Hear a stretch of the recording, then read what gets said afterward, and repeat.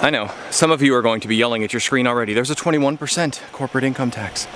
It was passed in 2017. It's been reduced. We should make it higher. Or they don't pay any taxes because they have all the loopholes and all those other things.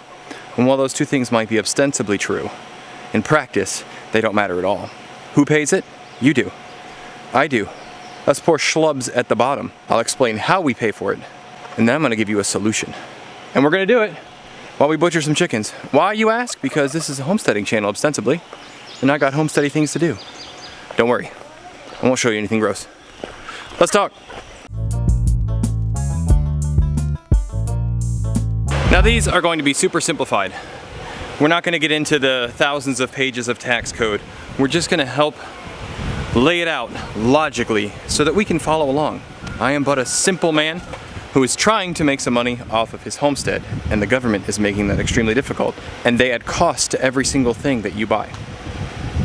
So how is it that a corporation like, let's say, Walmart doesn't pay any taxes corporately? Walmart does business, makes money, shows profit, and then the government comes along and says 21% of that profit is ours. You must give it to us. Well, what does Walmart do? Companies have to make money. If they don't make money, they go out of business. Have you seen a Circuit City lately? Or a Blockbuster? What happened? They did not make money. They go out of business. At least that's the way it's supposed to work. Some businesses are too big to fail. Walmart, let's say they made $100 billion profit. The government says we want 21% of that. So they pay them ostensibly $21 billion, and their profit is now $79 billion. Walmart doesn't actually pay that. You pay that. Because what does Walmart do? Well, they raise the prices of everything that they sell by 21%. Because what does that do? That covers the taxes. Well, who shops at Walmart? Maybe you don't. It's not the point. The consumer. It's always the consumer who ends up paying the price.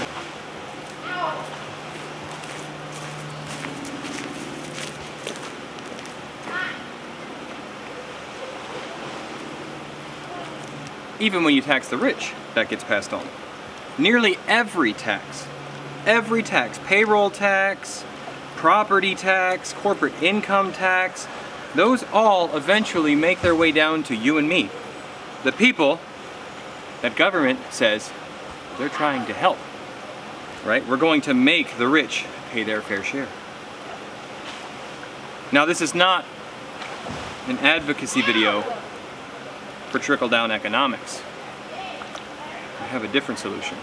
But could you imagine if the price of everything, if they just eliminated the corporate tax, if the price of everything got cheaper by 20% tomorrow, how much further would your paycheck go?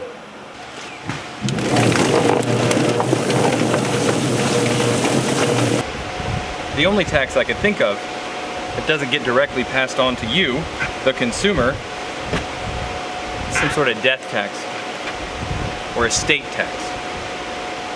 There's no way to pass that on. Property taxes? Absolutely. Payroll taxes? I just charge more. And that's just one layer of tax. We're not talking about the payroll tax that you pay as an individual, that the money you made is taxed, and then everything that you buy is also taxed.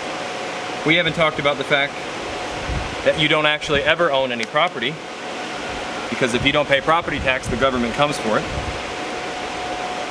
We haven't talked about things like ad valorem taxes, which is personal property tax, that I pay here in Virginia on the vehicles that I ostensibly own. Can you imagine how much cheaper it would be if those taxes didn't exist? But there has to be some sort of tax. So what do we do? So how do we solve the problem of taxes? Because the government needs to run. Government was an institution that was established by God. So anarchy, unfortunately, isn't the answer, as much as I think homesteading is about as close to anarchy as you can get.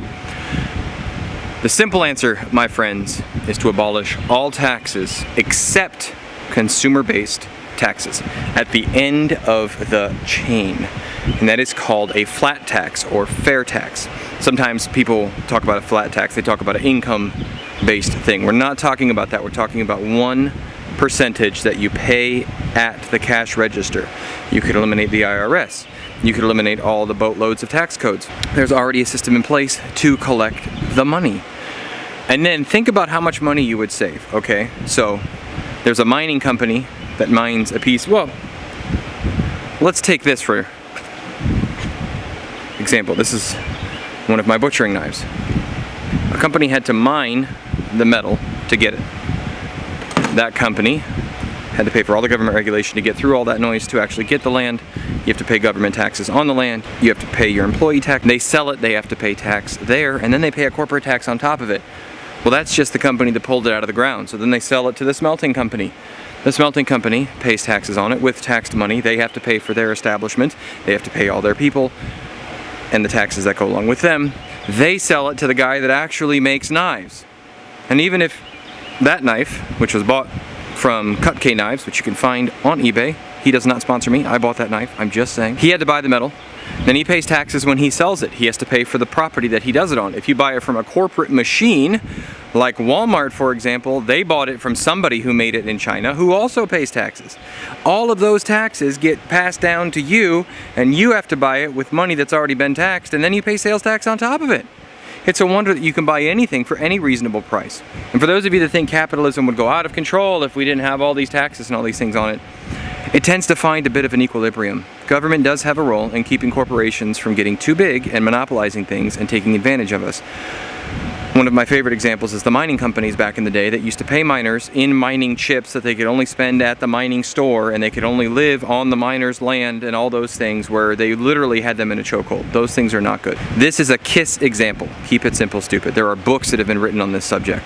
But what does it mean to you, and why am I bothering to tell you about it when I'm just a simple homesteader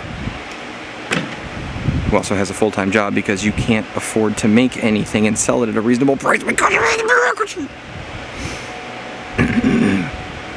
The reason I tell you that is when politicians get up in front of you, and I'm not advocating for a politician, this is just me talking to you, gets up on stage and starts spouting off about taxes and giving taxes back and taxing the rich and taxing corporations and making them pay their fair share. They don't pay any of it, folks. It rolls right on down to us. And there's no law we can make that will make them pay it, with the exception of a tax that is based at the consumer level. Why is it? Why will they have to pay if it's at the consumer level? Not only will this get the rich to pay their fair share, but it will also get all the things that are not currently taxed, all the under-the-table dealings, all of the tourists that come, drug dealers who deal in cash, right? The consumer level taxes all of that because you can't buy anything without paying the tax. So I go get my haircut.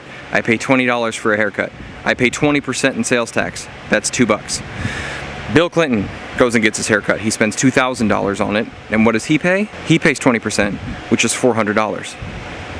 Do you see where I'm going with this? Bill Clinton could also decide to go get his haircut for $20 and pay $4. Simple. So you still have the freedom to make the choice where you spend your money. If you want to live super frugally and invest your money and do all those things with it and make it grow and do things, great. The government stays out of your business. But as soon as you decide you want to go buy a Lamborghini, you pay 20% tax on it. Now, I don't know exactly what the rate is. It would obviously go up. But there are people way smarter than me who have figured out all these things and calculated it. But the price that you pay for nearly everything would go down because it isn't triple, quadruple, and octuple taxed. So next time somebody says, hey, let's just charge 1 more cent on the dollar so that we can fund an orphanage for blind wombats who have been injured by the evil logging corporations, or whatever reason they come up with as to why you should pay more taxes. Say no. Always, always, always say no. And we need to look for people who are going to go to Washington and dismantle this nonsense and give us back some of our freedoms. So that way, I can potentially, maybe someday, make money on my homestead, using my homestead on my land that I don't just rent from the government.